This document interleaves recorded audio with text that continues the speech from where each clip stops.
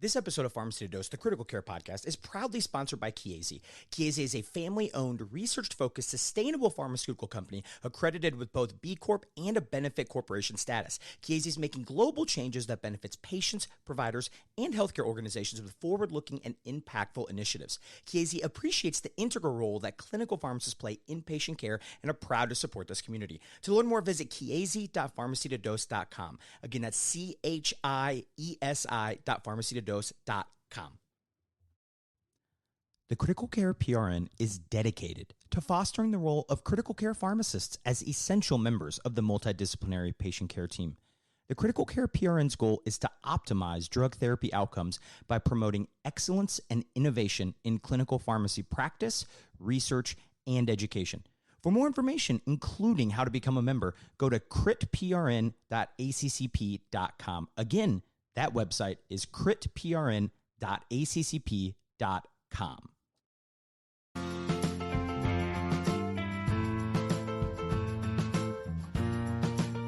Welcome to PharmacyToDose, the Critical Care Podcast, a partner of the ACCP Critical Care PRN.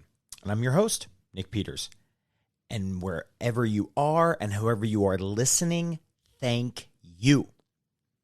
And we're back with part 2 in a 2-part episode series, Glycemic Control in the ICU. So part 1 features Tracy Grews giving more of an overview and history of our management. But today's episode features 2 pharmacist task members from the 2024 FCCM guidelines on glycemic control for critically ill children and adults. And that is none other than Judi, Jacobi, and Michael Sirimaturos.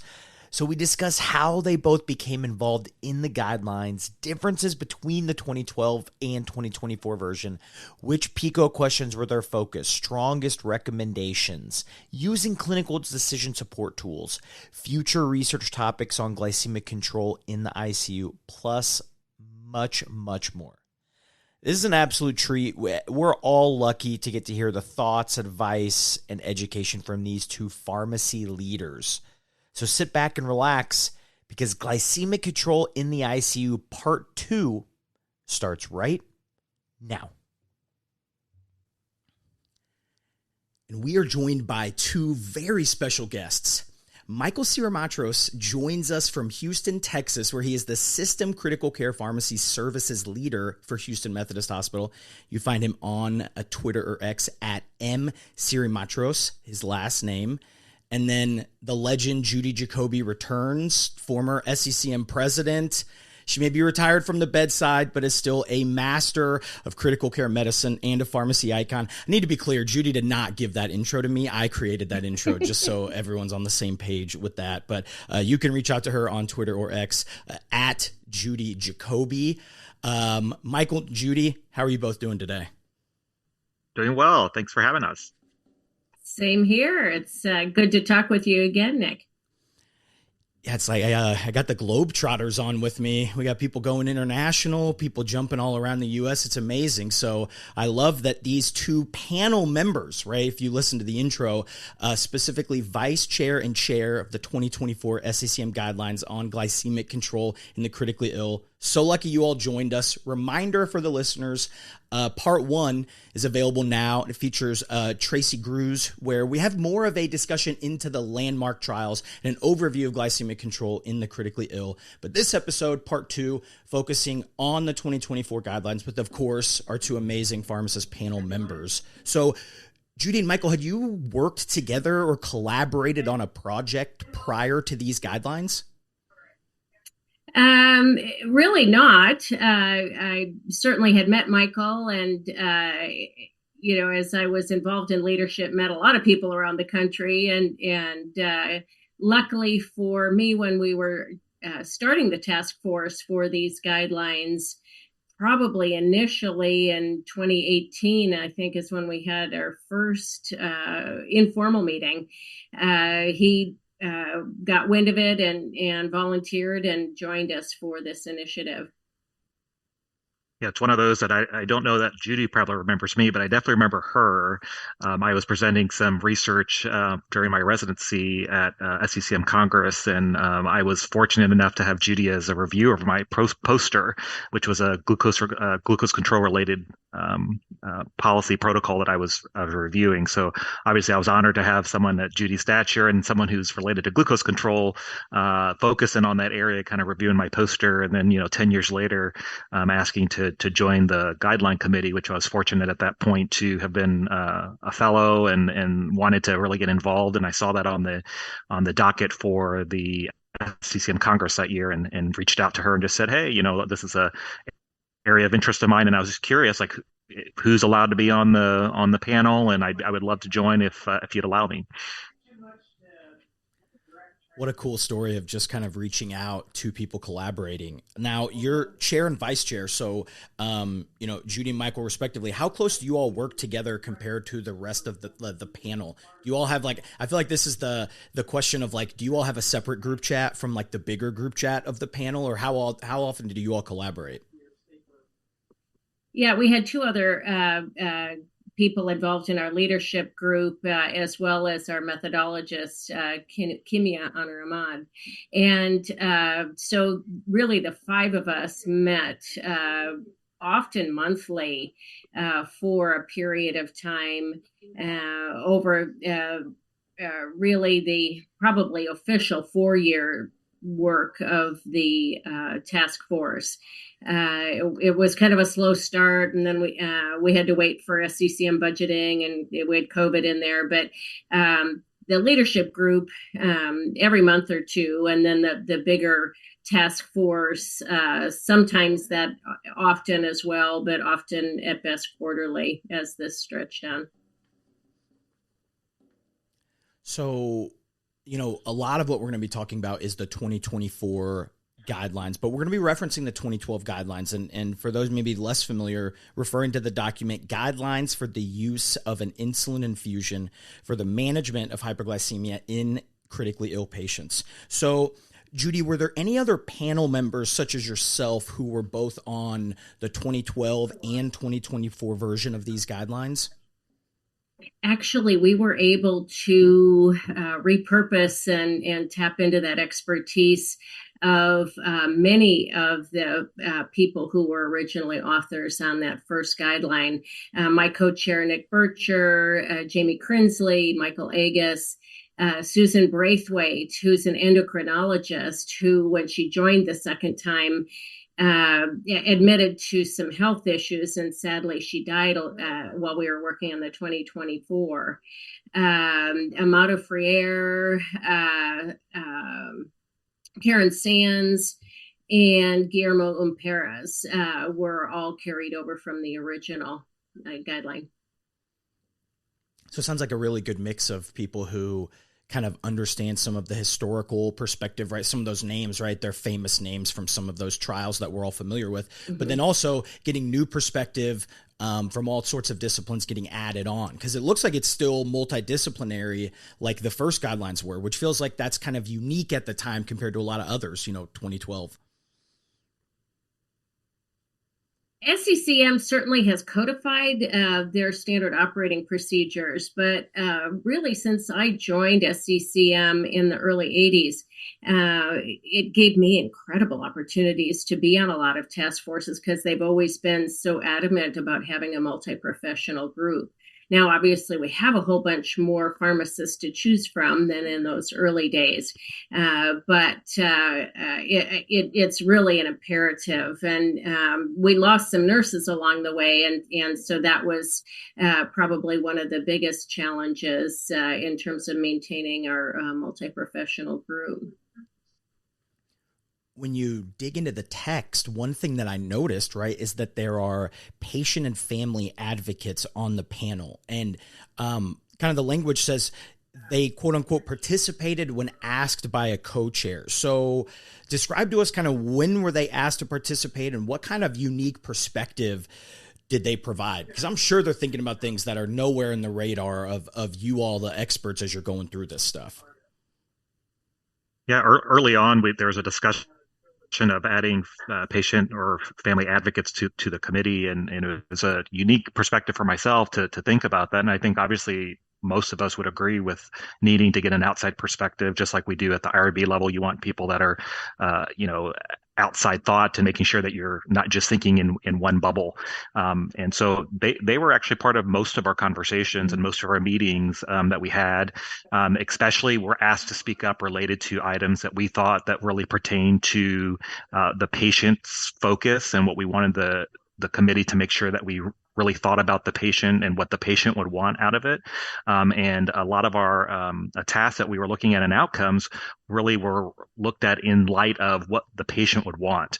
And in this case, being an ICU patient, it's hard to get a patient who remembers what happens to them when they were in the ICU. So we were very fortunate to have two individuals who were patient advocates or family members of individuals who were there every day while their family member was in the ICU, and really remember those kinds of items that they remembered related to glucose control, or maybe had some experience with glucose control in the past. And so they had a little bit more insight than maybe a regular patient or a family advocate.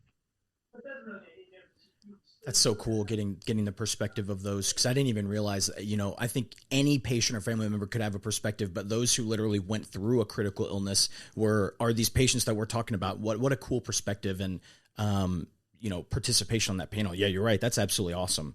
And I'm going to give a shout out to John Devlin, who really, I think, codified and spearheaded that effort with the PADIS guidelines, where they obviously the patient can have a very, very important perspective on analgesia and use of sedatives. So we'll give him a shout out on that one. Yeah, we stand John Devlin on this podcast 100%. So anytime you can get a reference to him and a little preview, he's going to be coming on in about a month. So that'll be awesome.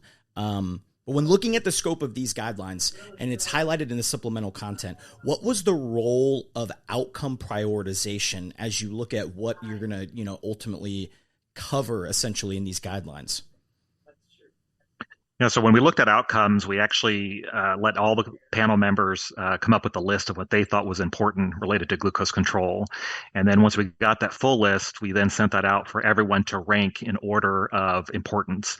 And the unique thing to this is that it was ranked in order of importance of what you think a patient or family member would want from those outcomes, which I thought was also very interesting. While we always think about what we want out of outcomes and what we think is important, I think putting that spin on what a patient's family or a family member would want may adjust a little bit of what you kind of ranked in terms of high or low, and that then led us to then decide kind of as we went throughout to focus in on the areas that we really thought was the most important, and then maybe focus a little less on the areas that were of least importance as we kept going through. And obviously this guideline lasted for several years, so it was always important to go back to the fundamentals of what do patients want, what do families want, and where should we be putting our focus in this guideline. And then what we had to do is look at the various trials we were including and assess whether they actually measured our outcomes of interest. But we started with that being predefined. In addition, we had to define our glucose buckets in terms of what comparators we wanted. And again, that was a predefined decision. And then we looked at the literature. Obviously, we kind of knew what was out there, but looked to see which literature would fit what we had determined a priori. And I love that you mentioned what perspective it is, because if you look at that, it's supplemental digital content 4. You'll notice in the bottom, like one of the lowest 3 is achieving, maintaining desired glycemic control, right? Where I think if you poll everyone else, it'd probably be a little higher. So that perspective is, or understanding that perspective, I think is really important. So how many questions did the 2012 guidelines have? Kind of thinking historically, what was your all's kind of scope in that document? We really didn't have any rules in those days. And so it honestly ended up, again, it was a multi-year project, much more of a review with some meta-analysis. But overall, we attempted to answer 18 questions and for adults and pediatrics. So a much broader scope. It was all volunteer. We didn't have a budget. We didn't have any real limits. And it did give us the opportunity to address a variety of topics that honestly probably still to this day don't have adequate literature, but to make some suggestions based upon what we found at that time. Since the 2024, we were budgeted and had a limit on the number of questions we could ask. A lot of that content from 2012 I think still has validity, at least as a starting point for discussion as to how we should be managing those other topics. Which one, if you had to highlight a couple things that you think are still very important from that 2012 version, what would some of those be? So I think probably the biggest ones that we reviewed quite extensively were whatever literature was available on acute hypoglycemia treatment in the hospital setting, really separating that out from EMS, emergency medicine response. Sources of blood in terms of a vascular source, arterial or venous, being more reliable than a finger stick, and kind of getting into all the challenges associated with finger stick testing. A bit on the limits of meters. Some of that might be outdated as technology's improved, and some of the drug interaction effects have been mitigated to a great extent. But I think an overall focus on insulin safety, and there's pharmacists certainly are very familiar with it as a high-risk drug. And we also were able to touch on transitions of care, nutrition, and some of the metrics that had been proposed up to that point that, again, we just never got to in this latest guideline. So 2012, 18 questions. I love that you refer to as the wild times, like it's the Wild West, like 30 years ago or something, very recent. But what about the 2024 guidelines? How does that does that compare in terms of like questions and scope?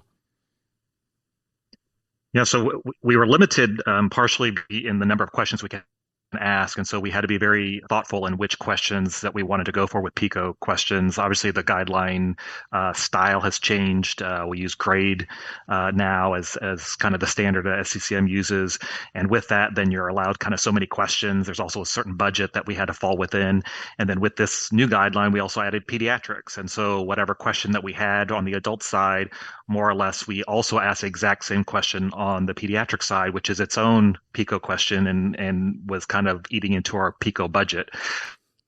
So we kind of really focused in on 6 main topics on the adult and pediatric side, primarily looking at areas that we thought that there was enough literature to be able to do a new analysis on, and that would actually get us something of function that we'd be able to actually hope to answer, and left the questions that we thought were still valid and hadn't really changed to just being in the 2012 guideline. So the updated questions that we asked for the 2024 guideline was really the trigger target for insulin initiation. So what blood glucose should you start insulin therapy in? Also the ongoing question of what ranges should you be targeting, and we kind of had to choose 2 ranges. The way grade works, you kind of have to pick a range versus kind of say what range is the best. We had to kind of come up with a range in the beginning, and that was an area we had a lot of discussions about and controversy in the beginning as well. We also had a question related to continuous IV infusion versus intermittent sub-Q insulin therapy. Look at the frequency of blood glucose monitoring, as that's obviously an area of interest not only for patients and patient satisfaction, but also on the quality side for nursing, and they're the ones that have to actually do this. So what's considered feasible and also leads to important outcomes. And then the use of explicit clinical decision support tools, as that is an area that we recognize that you have a lot of differences in outcomes in different trials, and it could be related to goals, it could be related to lots of factors, but one of the factors that we think has a big component in that is whether or not they're using quality protocols or quality decision support tools. Then finally, meters has been a topic for a long, long time, and so we were hoping there'd be more information on meters, and the ability to have quality meters and what's the best meters to use. But we didn't really want to get into like brand names and things like that, but just to see what data was out there on monitoring using different types of meters. So those were kind of the focuses for the new update. And let me tell you that the work on the wording of the PICO question sometimes took more than one meeting and for anybody who knows grade, the semantics are so key in terms of how things are worded. We wanted it to be relevant to a clinician, but really be able to reflect the science appropriately as well. And if you're looking at those PICO questions, remember, we have Judi to thank for the fact that the milligrams per deciliter is listed in parentheses, because you got to use the international standard units. Because I griped with her, right, of the millimoles per liter, and she made it known that she's part of the reason that we even got them in parentheses at all. Now, it's March Madness time, so thinking with that mindset, what was the first one out? What was maybe the honorable mention PICO question, or the one that just didn't make the cut, or you maybe wish you could have got in there if things were a little different? Oh, and I meant to go back and look and see what was next on the list of things. I think probably given our opportunity to have more PICO questions, we probably would have gotten into greater depth than we were able to on continuous glucose monitoring. And we've touched on it just a little, but I think we would have probably dealt with it as its own question, given the latitude. Thinking about notable or important changes from the 2012 to 2024 guidelines, what would you all, as you kind of look and compare, what would you say is maybe one of the biggest changes that you each kind of want to highlight? Probably the biggest one is that in the 2012 guideline, we included observational studies as well as randomized controlled trials in our meta-analysis. And so and the data just weren't as robust at that time, and that was the reason we did that. And so that gave the slightest little suggestion that intensive insulin therapy might be associated with lower mortality.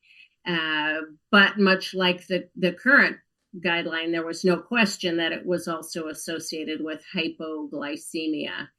And when we came to the 2024 guideline, because of the amount of randomized controlled trial data that was available, specifically for PICO-2 in terms of the target, we decided to only include randomized controlled trials and not a retrospective or observational trial. We grappled with that for a long time, because there is, we think, some quality observational data available. But the concern would be that if there's a contradiction between the two, what do you pick? And again, we were a little bit budget limited, and so we didn't go and do a meta-analysis to include the observational data. But honestly, oh gosh, Michael, can you guess how many hours we spent on that very topic? It was a lot. I mean, I definitely think it was the most controversial, and we spent a lot of time in debates, in meetings, outside of meetings, describing what to do with that. And I do think we made the right decision. I think it came back again, just like Judi said, is that if you have randomized controlled trials and observational trials, we are kind of taught that randomized trials are what you follow. And in this case, we had quite a few randomized trials. And even though the data didn't exactly match between observational and randomized, if we had included the observational, it would have left us and the reader, it would have left them confused because we know that by default the randomized trials are kind of higher on the pyramid, and so that's where we decided to land on.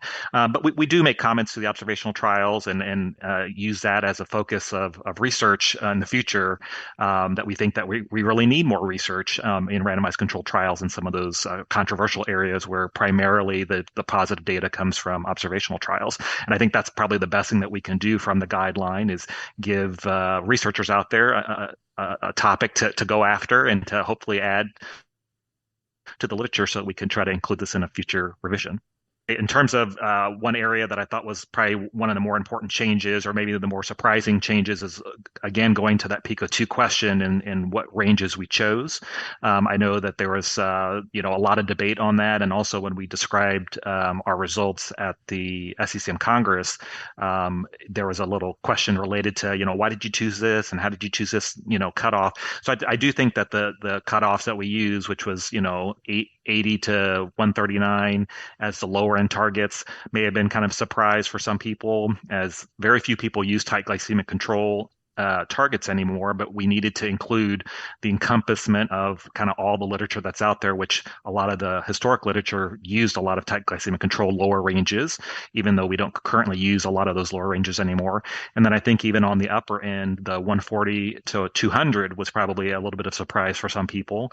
And again, we had to think about where the trial data and what they used as their cutoffs to then say we need to be more encompassing of what the trial literature showed, so that we're not excluding some very key research publications if we had chosen maybe a more typical range like a 140 to 180, which I think more people are familiar with. And part of that was to make sure that we could include what we felt were important clinical trials, even though it may or may not match exactly what people are using in practice. But truth be told, comes out probably close enough to other published guidelines as to be relatively minor in the big picture. Probably one of the other big changes from 2012 is that for 2012, we couldn't say much about pediatrics at all. There really wasn't much data that was very robust. And again, we had the researchers on this guideline, Michael Agus, Ellie Hirschberg, Michael Lanspa, brilliant contributions to the literature, in some cases, both adult and pediatrics, but certainly for pediatrics. And so it allowed us to give a strong recommendation against the use of tight glycemic control for pediatrics, in part because despite using continuous glucose monitoring to mitigate risks, they still had an undesirable rate of hypoglycemia, and pretty clear there was no difference in outcome. And so I think that's something else to really point out, is that in many ways the pediatric literature is more robust than the adult. That's the strongest recommendation in the whole document. That's the strong recommendation both in adults and pediatrics. And you mentioned large randomized controlled trials. So in like late September, right, TGC-FAST was released. So how did this affect the guidelines? Did anything change? I'm guessing the emails were getting spread rapidly when that thing got published. What effect did that have on the guidelines themselves? We knew it was coming because Jean-Charles Prize, was part of the European group and he had a little more inside information, although he wasn't an investigator. So, we kept pumping him for information all along. So we still were surprised a little bit. Yeah, and this guideline process took quite a long time. I think it's for all of us, it was a little longer than maybe we had initially thought it was going to be. And at some point, we had to kind of pull the trigger on saying, like, do we keep waiting or not? So we knew it was there. We knew that they were kind of in the final stages. But we were also to a point that we, as part of the submission, you have to have completed your your last review of the literature within a certain time frame. I want to say it was within 6 months or 9 months of when you submitted, and we had already done that once, if not twice. Did like a go back and look at the last, because so much time had passed, we had to keep doing that. And so we kind of made it a decision that because we didn't know exactly when it was going to get published, and if that literature did come out in time, it probably would get us past the window and we'd have to redo all the analysis again. We decided to go ahead and submit because we were ready to do so. And then in the time frame that we then did submit, we were able to get the information from, the preliminary information from the TGC-FAST trial, and then we did incorporate some of the concepts into the writing of the document, although it wasn't included in the systematic review part, because that would have made us have to go back and do systematic review for the whole thing all over again. But we did include, how their outcomes we think compare to what we did and showed in the guidelines, and we don't feel that any of the changes and anything that came from TGC-FAST would have dramatically changed the recommendation that we had in terms of what the recommendation said. It possibly could change, some of the level of certainty or things like that, but in terms of what they showed and what our systematic review showed, were quite similar. So as you kind of go and you look at the text or the recommendations from 2012 to 2024, one of the other things that kind of stands out is the 2012 document has a lot of discussion into specific patient populations, right? Like post-cardiac surgery, some of the neurocritical care patients like ischemic stroke, IPH, things like that. So why is there less discussion of those specific patient populations in this newest version? Probably one of the biggest reasons is that a fair amount of that data was observational studies rather than randomized controlled trials. And so kind of by virtue of that, they weren't as extensively included. So again, we had identified the outcomes we were going to analyze. We knew we wanted randomized controlled trials. And so then it's really a matter of looking at the studies that we were including to see if they had measured those outcomes or not. We didn't find a lot of significant differences, especially for the higher level outcomes.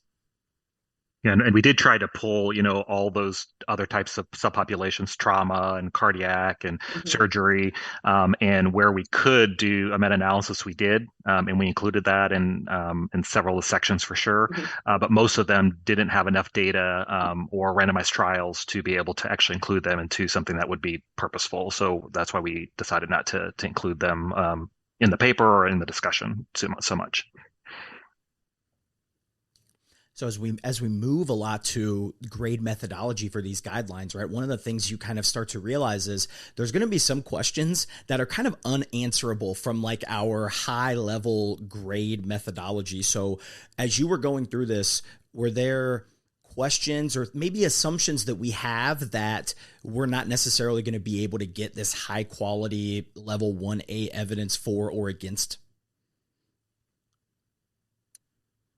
Well, I would say the meters were our biggest frustration.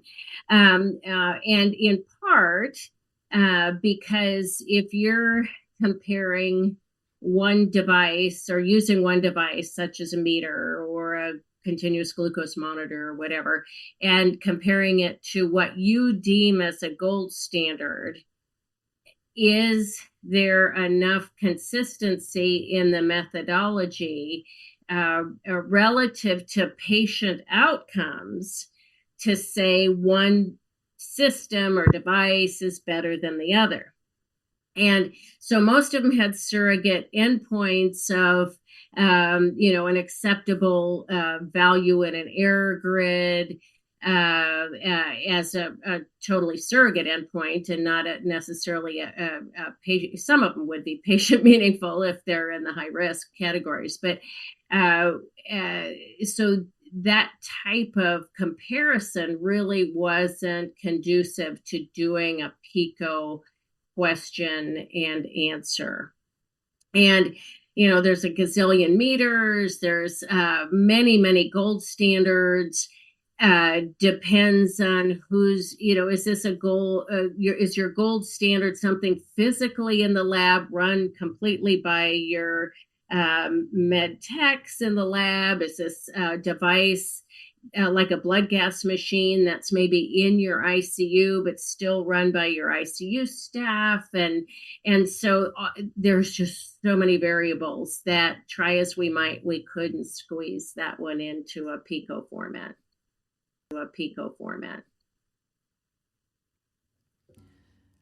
So the guidelines suggest using a continuous IV insulin infusion to treat hyperglycemia, but obviously every patient that goes in the ICU can't get a continuous IV insulin infusion. Can't think of anything that would make you public enemy number one more than that.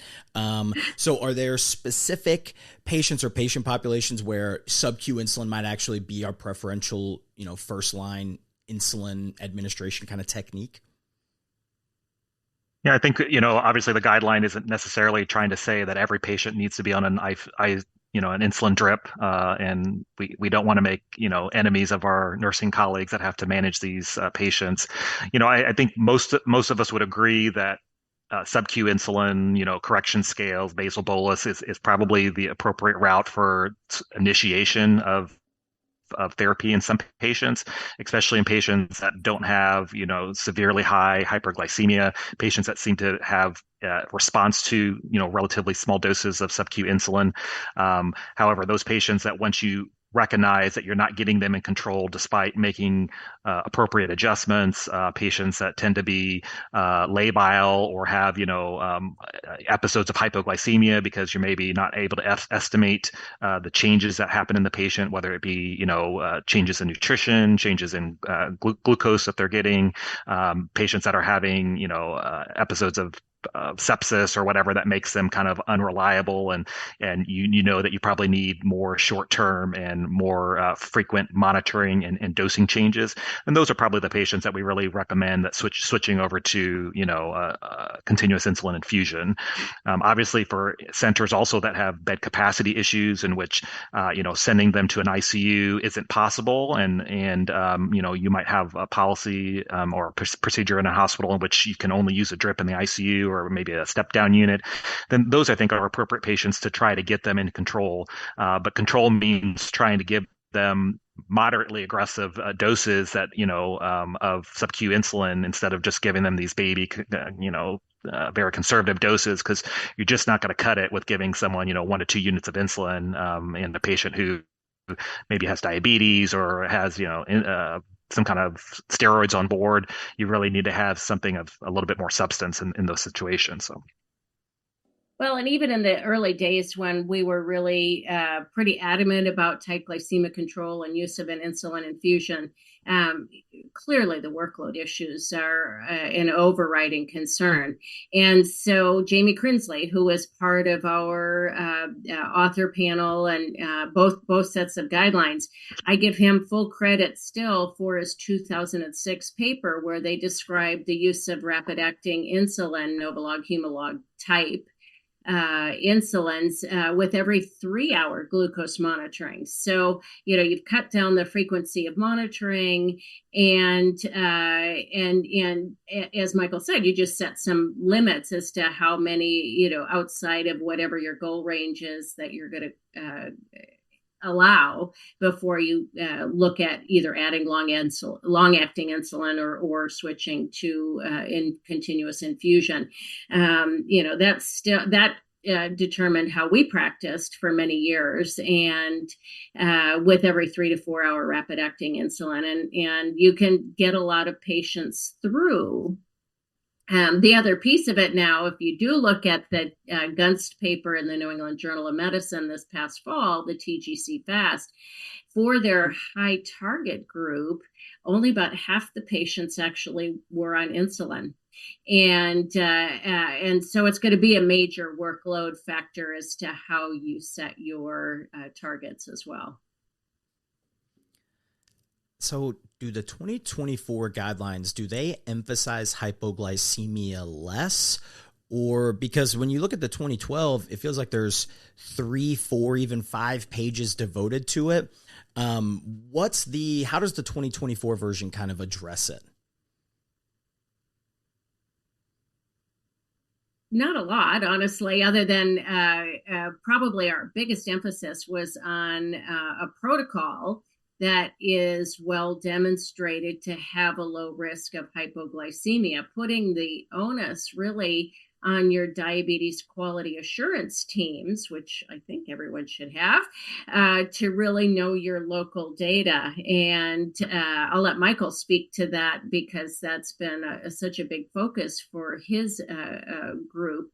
So we didn't get into treatment specifically. Our focus really was on prevention. And so some of that comes down to frequency of blood glucose monitoring as well. Continuing to emphasize intervals while you're acutely titrating of no more than an hour in an unstable patient, so that at least if there is hypoglycemia, you either mitigate it sooner or identify it sooner.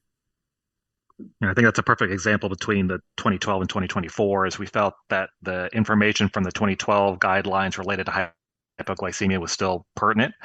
We didn't really need to overly go over more information related to hypoglycemia because I think we all feel that that's still an area of greatest concern when it comes to these protocols, and the risk of hypoglycemia is one of the areas that needs to be continued to focus, as that's, even if you look at some of the major trials, some of the outcomes that they see, how much is it related to the targets that they look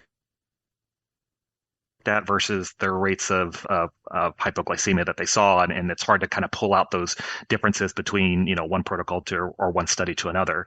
But yeah, we didn't really focus too much on that area just because we felt like that has kind of already been stated and hasn't really changed much in the past decade or so. But I will emphasize the fact that it needs to be established that nurses can rescue first. Get dextrose into the patient. Then if you feel it's appropriate to repeat the blood glucose, do it then to make sure you don't have continued hypoglycemia, and that it be some sort of protocolized process. It should never be something that you need a specific provider order for. Yeah, it felt like, I was kind of looking at it. It felt like you addressed it throughout all the different PICO questions rather than having it just a true dedicated, big question like in the previous ones. It felt like a lot of those were pieced in, and it makes sense when you have to reduce the amount of questions you're looking at that drastically, that you'll address others throughout them, right, as ways to kind of pepper in some things. So, but I like that explanation as to kind of when you went into it, some of the methodologic, kind of the differences in thinking from that perspective. Personalized medicine, one of the things with that is the use of the clinical decision support tools. And I think insulin kind of right behind pharmacokinetic dosing are probably two of the areas where this is being used more on the forefront, kind of more frequently. And I think when you use these tools, you have to have specific things in place to help ensure safety and efficacy of this new intervention, right? It's education and training and things. So table 5 of these guidelines is incredible. Using that as a guide, highlight some of those important considerations if there's someone listening trying to implement these CDS practices. This is definitely an area where we felt that we really needed to give, readers and practitioners an area to really focus in on. Obviously, everyone does glucose control in a different way, but because there's so many different ways of doing it, even at the same institution, you might have different ways in different units. That's why we see a dramatic difference in outcomes, whether it be hypoglycemia or getting within range, or quality metrics related to mortality, et cetera, length of stay. And so, in order to really try to hone in on what we felt was important in protocols, we decided to really to list out explicitly 5 different criteria that we thought we should be looking at for what's considered a true explicit decision support tool. And so the first one was it had to have explicit recommendations in which the clinician knows exactly what to do. So there's no question of like, what, in this situation, do I do this or this? It tells them exactly what to do in every scenario. Secondly, need to be reproducible actions. And so the same patient in the same situation would get the exact same kind of therapy. Third, needed to have at least 2 inputs, patient-specific inputs for variables. So those inputs could be the blood glucose level itself. Maybe it could be a change or a rate of change in blood glucose. It could be something related to if they had an episode of hypoglycemia, what might change in the protocol. It could be something related to nutrition or nutritional changes, but it need to include at least two pieces of information that were patient specific in order to be considered an explicit decision support tool. At the same time, also need to have two output points. And so those could be related to what the change in the dose would be, what the timing of the next blood sugar would be, if it's 30 minutes later, an hour later, 2 hours later, but there need to be at least two output points. And then finally, it needed to be an open loop system. And there really aren't really any closed loop systems really in the United States. There are some in other countries, and that, we might have been kind of talking about there. But really the important piece here was to be able to make sure that a clinician had to agree or disagree with the recommendation, that it wasn't just something that kind of lives on its own and just goes. We wanted to make sure that someone could make a clinical decision, and if something didn't seem right, then they reached out to a provider to then make a change in the protocol. And we think that all those pieces are really essential into having a high level protocol or decision support tool that should be used in practice and then should be studied to determine that they're getting the outcomes that they're expecting. Obviously, a lot of these are going to be best run with some sort of computerized protocol, and not just taking a table and putting it on a computer for the clinician to read, but that the computer is specifically saying, if this, do that. And we did a home-built system that's still running in my old institution. If it goes down, it'll be bad because nobody knows that computer language anymore. But there are commercial products available. The big systems are building in insulin titration processes. Epic has I'm sure it's something you have to purchase. All the, big companies, have it for a price. And especially if you say, we're using less and less continuous infusion insulin. Our nurses are stressed, they're overworked. And so their expertise is going to lag a bit as well. And for most ICUs, the best example I can say is ask a nurse to titrate nitroprusside or even nitroglycerin if you're outside of a cardiac ICU, right? It's if they don't do it very often, they really don't know how best to accomplish that. And I think insulin being a high-risk drug kind of falls in the same category, that the more support we can provide, the more structure, the safer it's going to be when we do use those infusions. So thinking about safety, how realistic is it, or what would you say to someone who says it's not realistic to have these CDS programs at a more rural or community hospital compared to, academic medical centers, the teaching hospitals? I think, it depends on the level. And so, is it feasible to have something that costs a lot of money and it takes a lot of technology? And if you don't have individuals that can run all, the complicatedness that is related to a brand new protocol, I get that. I think the big takeaway here, though, is that you don't have to reinvent the wheel with this. There are published protocols. People know people at other centers. They can borrow a protocol that has been validated and use those. So I think implementation of something that's been created shouldn't be that complicated. And I do think that non-academic centers or community hospitals or small hospitals still have the ability to be able to implement these types of protocols, because in the end, if you're not implementing a protocol like this, then how is your glucose control going? And so having no answer is not an answer. And two, if you're creating your own that doesn't contain these types of pieces that the whole panel felt were essential to being a high level protocol, then are you doing your patients a disservice, because then you're providing potentially care that is not high quality and or has poor outcomes. And I think we all know that there's many protocols, even in some large landmark trials, that were not quality, and it showed based on their rates of hypoglycemia. And so I think really know from those big trials that it's just as important having what the goals and ranges that you're looking at, as well as having the quality protocol to go with it. And if you don't have both, then you're really not you're not trying to achieve, the end target, which is to have better outcomes, lower hypoglycemia, et cetera. And not part of the guidelines, certainly, but I think the days of each ICU within an individual hospital having their own protocol ought to be gone. They ought to all be using the same targets and the same general structure. And the more you streamline, then it'll be easier for your quality assurance committees to get a handle on that. I just have an ask for anybody, because the listservs are a great source for this, right? And you'll see it. My only ask, if you come in and ask for one of these protocols, please do not say, I don't want to reinvent the wheel. We all know it. You don't have to say it in the message itself. That's my only PSA here. Now, you mentioned that the guidelines are for adult and pediatric patients. So what role did the adult specialist, aka YouTube, for example, have with voting on pediatric recommendations, and then vice versa? Did they kind of contribute to yours? How did that process go, having those two different kind of specialties?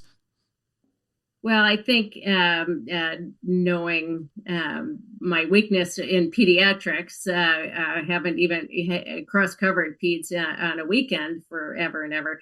I was able, as one of the leads, to go and specifically focus and review that literature in depth.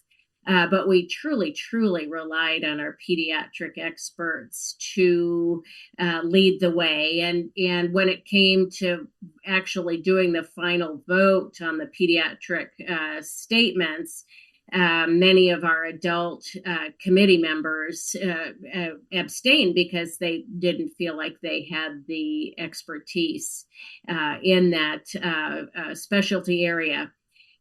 But in the contrast, so many of our pediatric people, Ellie Hirschberg, Elizabeth Farrington, most notably, live in both worlds. They do both adults and peds. And so they were able to help us bridge some of those differences, I think, more effectively because of that as well.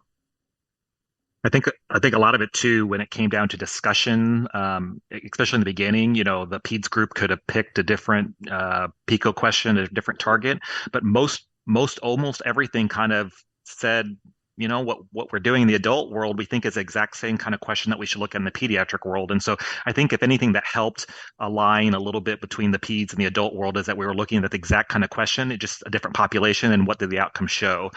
There might have been a few areas where people that only do adults felt uncomfortable, like interjecting or like giving an opinion on, but in the end, the data is the data, the force plot is the force plot, and an adult practitioner can look at that same force plot and vote on whether this answers a question or not. And so I think most people felt comfortable with most items, but there might have been a few in which they were like, this is really outside of my scope, and then they were allowed to abstain on those. This episode of Pharmacy to Dose is proudly sponsored by Chiesi. Providing innovative pharmacologic therapies for over 85 years, Chiesi is committed to supporting the clinical pharmacist community and the patients you serve. To learn more, visit chiesi.pharmacytodose.com. Any other notable highlights or things from a pediatric recommendation standpoint? So probably the biggest thing was their use of good practice statements and again, even semantics. I've suggested to FCCM that they pick a term because some guidelines are using best practice. We chose to use good practice, but honestly went back and forth. Best practice kind of has a connotation. I think that's a little bit more prescriptive. But with our good practice statements, it was to provide some guidance to the clinician based upon the expertise of our writing panel, which, doesn't get any better than who we had, and to give certainly some direction for clinicians. And so we actually did, I think, a little bit more of that in peds than we did for adults as well. But I think that's important to be aware of. And but truly, in lieu of anything better, a good practice statement means probably it's pretty similar to a strong recommendation. And then we also had some in our practice statements. So again, semantic differences that, kind of here's what we generally do, but we just, can't advise beyond what, is our current state. We did a little bit of that for adults too, just since I mostly mentioned peds. So table 4 in the guidelines is really great, and it highlights 7 research priority topics in this population. So in your all's opinion, because a lot of this will be opinion based on what you may think is the most important research topic, but what's maybe one that could influence guideline recommendations, or one of these topics that stands out from each of your perspectives? Yeah, I would say for me, the topic that I really wish we could have tackled is the kind of the personalized medicine between, different populations like diabetics and non-diabetics. In terms of data in the last decade, there's been some great, studies and put out, especially by Dr. Crinsley, related to patients with diabetes and non-diabetes, and those, observational trials, like looking at, the J-shaped curve that you kind of see with mortality, specifically in diabetic patients. So, I don't know how many people that don't follow the glucose control literature are aware of that. And so I think that's an area that if we had some randomized controlled trials that came out, it would be an area that we definitely would want to tackle in a guideline to be able to include, what has been seen as, I don't know if you want to call it trends or whatever the case might be, but the positive data in showing that, maybe you don't want to target lower blood glucose levels in diabetic patients, but maybe it doesn't have a factor in non-diabetic patients. And we really start treating patients individually. And I think there's a lot more individualized medicine that we're seeing, on the outpatient side. And I think we can even see that on the inpatient side. We try to put patients in buckets of, they're surgical, they're medical, and we try to give different targets. But I think it goes beyond that. And I think his studies and others that have studied in that area have really started to find a very unique population in which we might need to be treating patients a little bit differently beyond just what unit do you physically sit in, as that obviously doesn't make sense because you can have a surgical patient in a medical ICU or vice versa. So. Yeah, I think that and it may incorporate a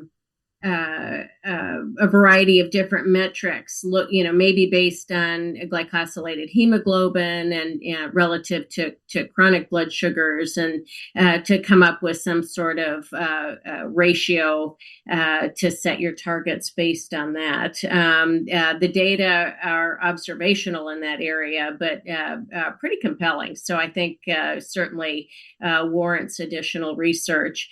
And I think just in general, other metrics of glycemic control still are, we still lack a gold standard. And I can't even tell you, for example, what is an acceptable hypoglycemia rate.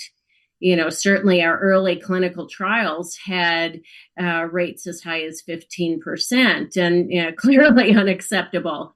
The most recent trial had very low rates of severe hypoglycemia, and with a very sophisticated computerized protocol and a well-trained staff.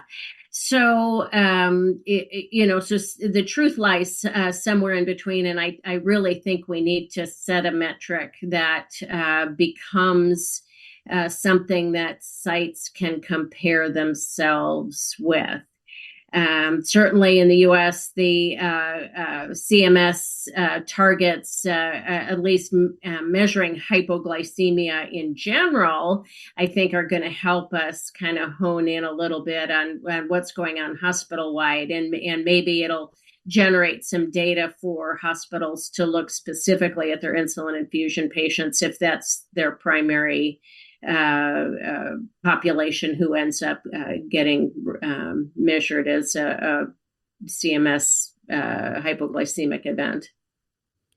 I think another area that we just unfortunately don't have opportunity too much in the US, but the continuous glucose monitors, I think that's an area that we all are, biting at the tip to try to see if we could get that into practice. And if we could, it would dramatically change, I think, the way the guidelines are written, how we practice. Unfortunately, we just haven't had any companies that have been able to get past that line of getting something approved and something that people would actually use, that don't have a lot of negative factors in how you get that glucose, or is it you have to use heparin or whatever with it. And so because of that, we haven't really been able to get past that range. We do everything else continuous. Blood pressure, temperature, everything is continuous, except for we still take a needle and poke a finger, multiple times a day. And so it's a little archaic, but I think if we were able to get across that line, we would definitely have some really unique, personalized medicine, and potentially actually really improved outcomes if we can actually get continuous glucose monitoring. And safety in particular. And I guess that's the one place we can say, yay, COVID helped us liberalize the use of sub-Q continuous glucose monitors. And so, I think Michael is referring more to the intravascular types of truly continuous or near continuous measurement devices.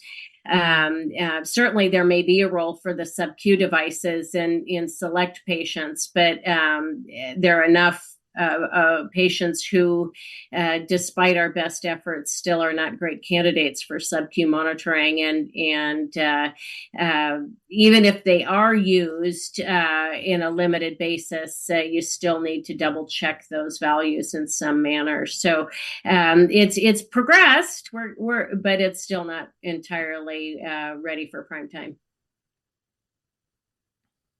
Not going to make it to the round of 16. Not a Sweet 16 team. That's exactly right. I want to shift gears here a second, and we've been talking a lot about the clinical content within the guidelines and thinking about glycemic control.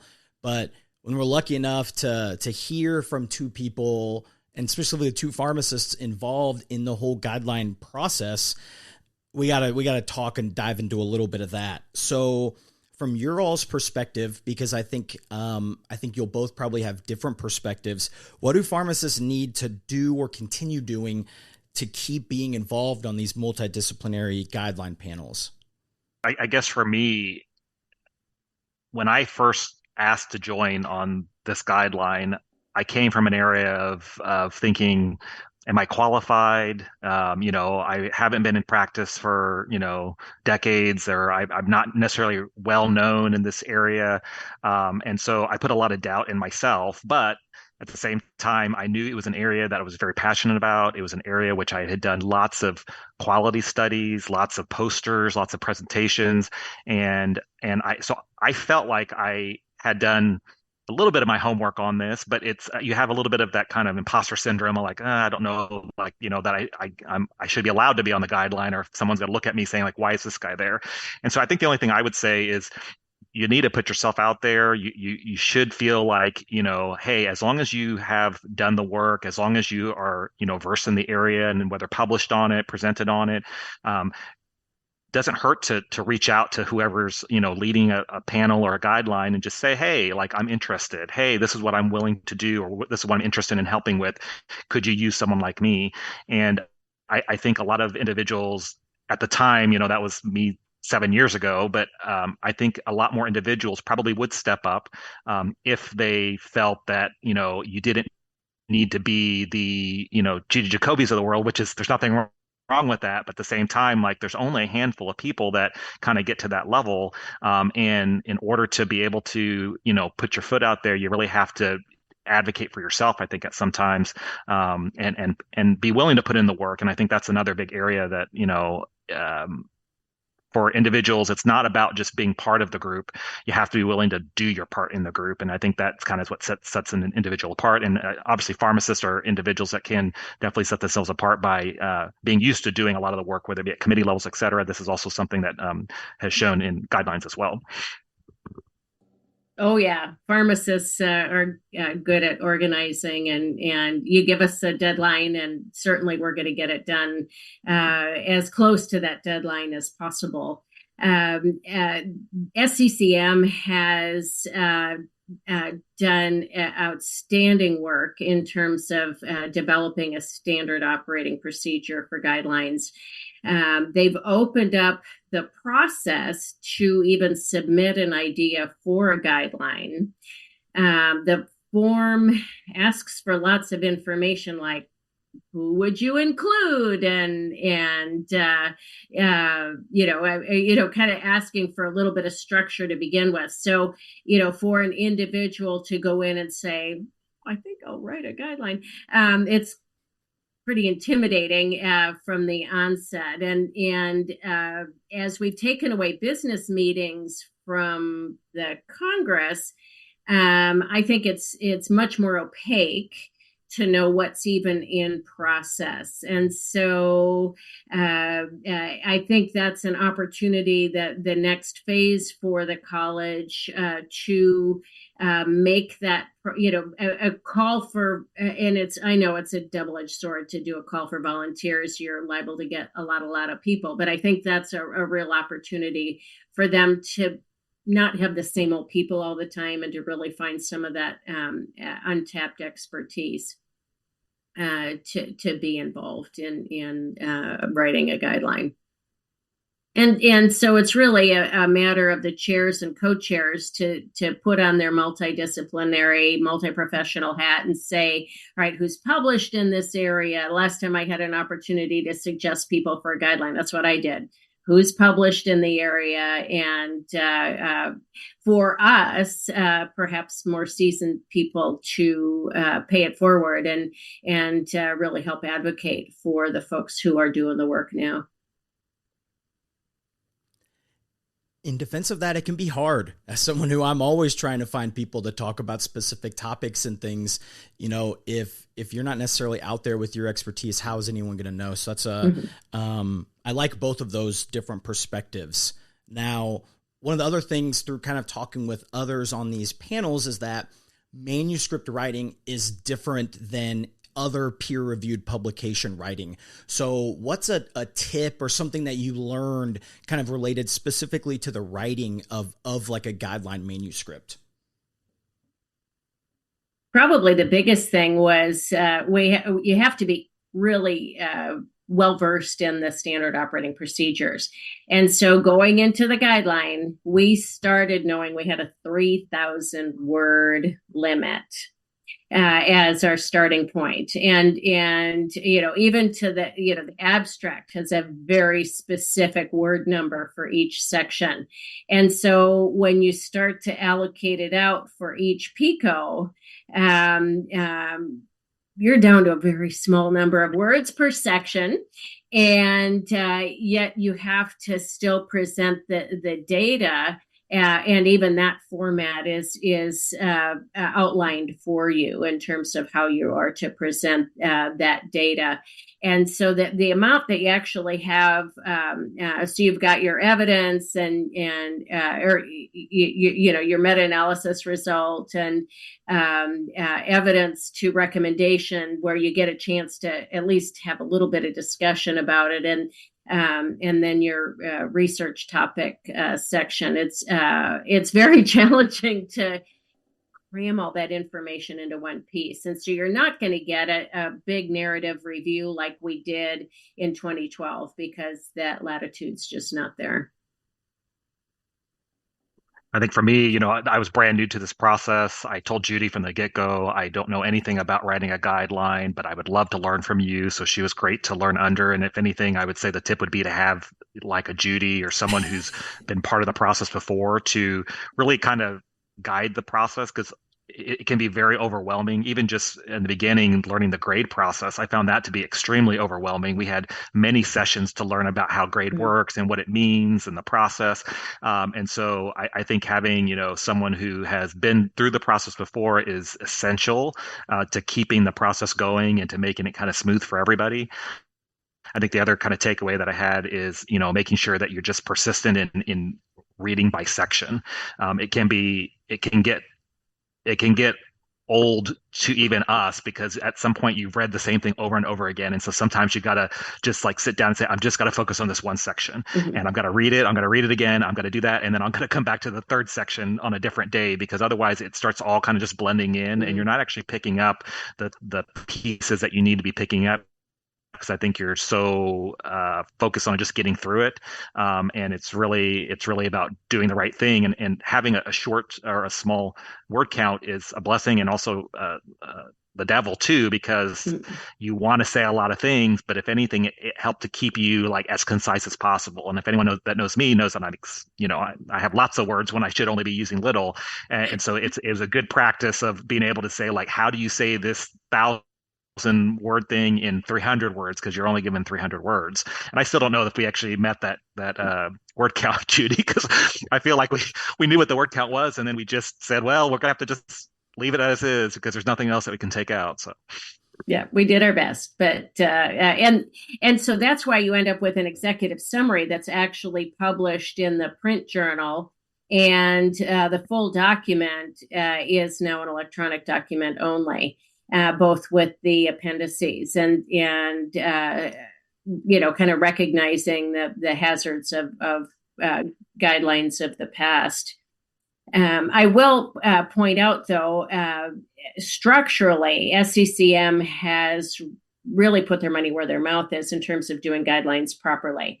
And this is one big distinction from 2012, where it was a group of volunteers and Nick Bircher took it upon himself to wrangle the software to actually do the meta-analysis. And I'm sure we were heavily influenced by opinion as we actually wrote those guideline statements.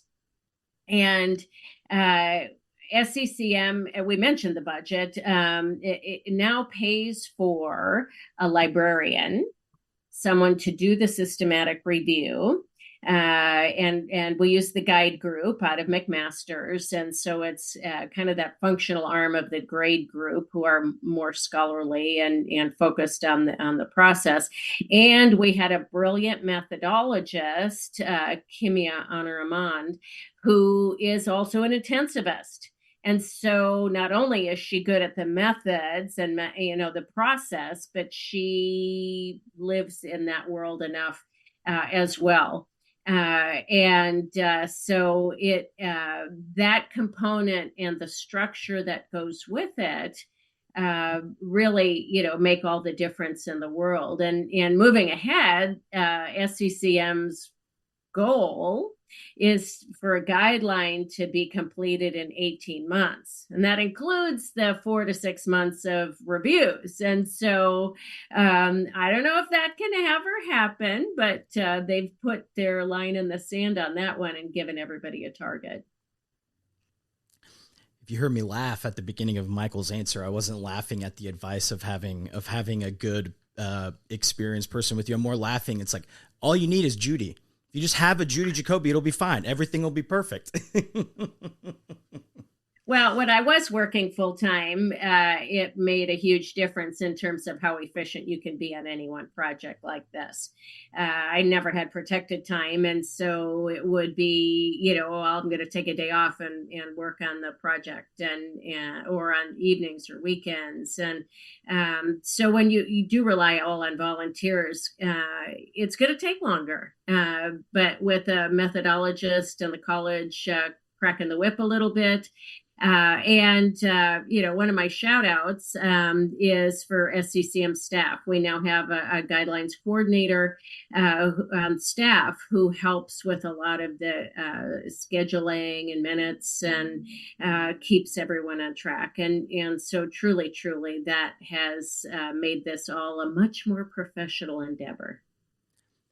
Yeah, let's get into the shout outs. Anyone that you all kind of want to recognize through this guideline process? I've heard some that might make it, but who's the glue person, the MVP? You shouted out the staff, but let's kind of give some awards here to the other people you were working with. Well, I definitely would say I'll start with I do think Judi was the glue. Judy, someone obviously who was the lead of the 2012 guidelines. Everyone respects her. It's something that I definitely realized. Obviously, she's respected within the pharmacy world, but I recognize, in this guideline committee that every single individual, every intensivist that was on this panel definitely respected Judi. Judi also was key in making sure that we got through some very contentious pieces of the guidelines, some controversial pieces. There'd be times where, she would send an email and I would leave that email saying that's exactly what I would have wanted to say, but I probably wouldn't have said it that way, because she just has the right kind of touch when it comes to, wording things in a way that gets the point across of like, yeah, we just need to come to a consensus and we need to move on. And she was really good with that throughout the whole process.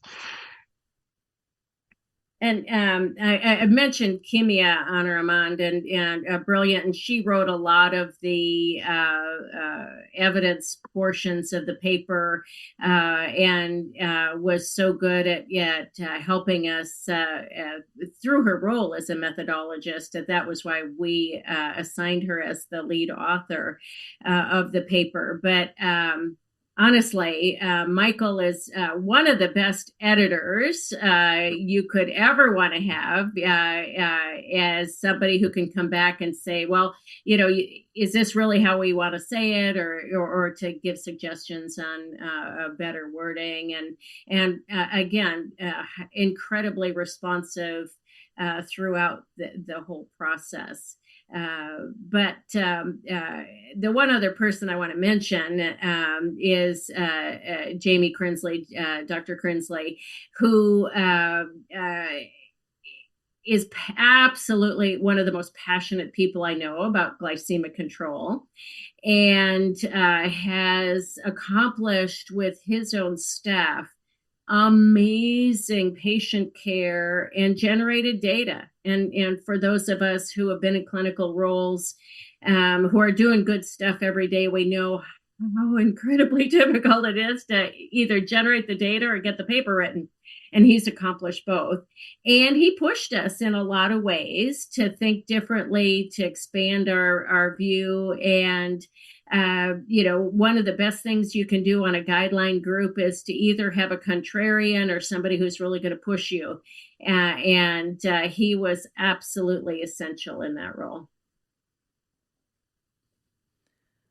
Okay, so kind of wrapping us up here, narrowing it down to just one each, which may be the hardest question of this whole session here. But what's the take-home point if you had to kind of make one big overarching conclusion for the listeners about glycemic control and these 2024 guidelines, looking at it in the critically ill population?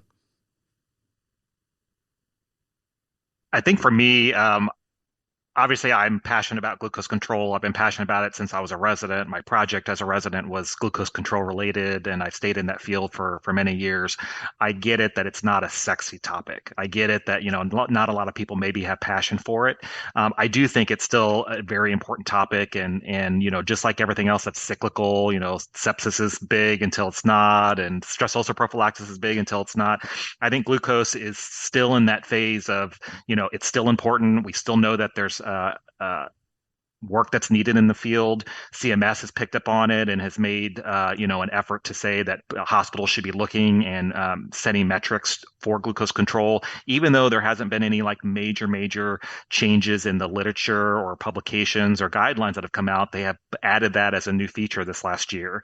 And so I think the one takeaway that I would say for anybody listening would be that you really need to focus in on your own protocols. And so that's an area that I've spent a lot of time over the past decade, is taking our protocol that we helped design from scratch and then making sure that we do quality projects every few years to make sure that the protocol is meeting our own goals so that you can compare it to the literature. You're only as good as what your data is. And I do think a lot of people don't know what their data is. They don't know what their hypoglycemia rates are. They're not looking at hypoglycemia based on, total number of readings or patients or patient days. They're only looking at one type of metric. I think the other piece is looking at compliance to the protocol. I think that a lot of times gets missed, and your protocol is only as good as people are compliant to it. And, even in our protocols, we've looked at it over the time period of looking at, even if you're not compliant to the protocol, what are your outcomes when they're not compliant? And if you have a protocol that that you're still having good outcomes, even if they're, only 60% compliant to the protocol, then that's a really good protocol that you have, because it gives you a little ebb and flow, and it's not only good if you're following it to a T. So I think that's kind of my big takeaway that I hope people will really look at their own institution and make sure that they're practicing as good quality care when it comes to glycemic control. Well, I'm going to start at a high level and say, when you see a guideline published, or any, really key paper, it's not an academic pursuit. It's really something for you to sit down and say, in my current practice, how much of this are we doing? And maybe there's something that you do differently. Nothing is an absolute, but can you justify what you're doing if it is different than what a guideline has suggested? And so Michael has drilled that down to the glycemic control level really beautifully. I think probably the other takeaway is that little things still matter, and glycemic control isn't the big sexy thing anymore, and as Michael said, things come and go. It's each clinician doing the little thing right every day that I always have thought is going to make the best outcomes for their patients. And so pharmacists are obviously a huge part of that, but let's take it to the bedside and make sure that our nurses, where the buck stops, everything flows downhill to them. Let's make sure that they have the tools and equipment and protocols that they need to do all those little things right every day, because their list is really long. I feel like that's a bingo. We got both of them to say big sexy on the episode. So I feel like that's, someone got a bingo somewhere. But no, in all seriousness, I love that both of those are related to bringing it back to your practice, right? Those two things you all emphasize, that will work no matter where you are, no matter what hospital, health system, et cetera. Quality assurance, making sure what you're doing is actually happening and that the people doing it have the resources to successfully do it. So what awesome advice. And even more incredible was everything that you all the knowledge, tips, tricks, and things that you all gave here. Incredibly lucky. Always, Judi, anytime we get to talk to you is an incredible honor. But then obviously I loved having Michael as well, because I think most of us probably are coming from more of that perspective of looking in terms of getting involved with guidelines and things. So I thought a lot of that advice is going to hit home with a lot of people. So Michael, Judi, greatly appreciate both of you. Thanks so much for coming on. Thanks for having us. It's been a pleasure being here today. Yes, absolutely. Our pleasure. Can't thank Michael and Judi enough. That was incredible. At Judi Jacobi, at Sirimaturos, let them know what you thought. Reference list is in the episode description, as well as the website, as always, PharmacyToDose.com. Reach out to me and let me know what you think, right? At PharmacyToDose on the social medias, PharmacyToDose at gmail.com via email, or via the website, PharmacyToDose.com. And until next time, I'm Nick Peters, and this is Pharmacy to Dose, the Critical Care Podcast. The Critical Care PRN optimizes drug therapy outcomes by promoting excellence and innovation in clinical pharmacy practice, research, and education. For more information, go to critprn.accp.com. Again, that is critprn.accp.com. The podcast provides general information only and does not offer individualized medical or professional healthcare services, including pharmaceutical advice. The content and materials in the podcast are not intended to be a substitute for inpatient pharmaceutical advice, diagnosis, or treatment. Use of the content and materials on the podcast does not constitute a pharmacist-patient relationship. As a result, the information in and materials linked to this podcast are applied at the user or patient's own risk. Users and patients should consult their physician or personal healthcare professional. Users or patients should not ignore or delay seeking care because of something they heard on this podcast. In case of an emergency, the user or patient should contact their physician, call 911, or go to the nearest medical emergency facility. The views and statements expressed on this podcast are those of the host and guests and should not be interpreted to reflect the official position or policy of ACCP or the Critical Care PRN. ACCP and the Critical Care PRN disclaim any and all liability or responsibility for any direct, indirect, incidental, special, consequential, or any other damages, including without limitation, loss of profits arising out of any use of, reference to, reliance on, or inability to use the podcast, its contents, and materials.